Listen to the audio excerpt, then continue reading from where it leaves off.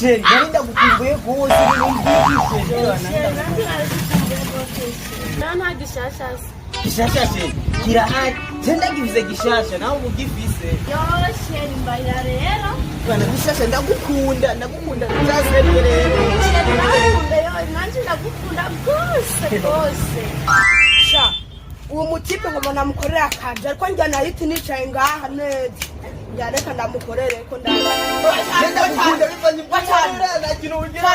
bivanye kuza kumwa muri iki nani nibereyemo nibiki mbiriza ndakubwira Jiza kumbwira ngaha nibereye kumwe n'umudemu ngandi ko nditongoreza nibiki mbwira reka ko wigirisha ibyo waravugize nabyo sheri byora yuko zo nibikishe umuhungu nambara umusheri wawe arisoba n'ubu yarayisobyeko kandi mama ubunyane yavuze ngo nagende yandika ibyo yarayasobyeko reka gusarisha mani ntuma ndagucobera ucobera ndayo kujya ndayifitiye genda wandika ibyo yarayasobyeko yo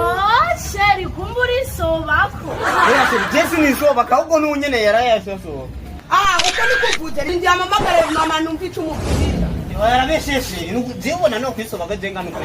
arambeshera sheri nanje sindabitahura no bafise umusherangano ko yisobako biki none mama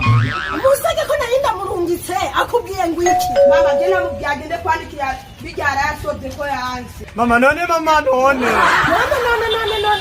iki shangaye ningo gahaguruka ningo ugende kwandika bijya barayisobye hemwe ubu nyine mutabeshe sheri wanje arisobako urabanduye kumva mu buca bwiwe kugeza n'ubu ubona ari umusore yamye yisobako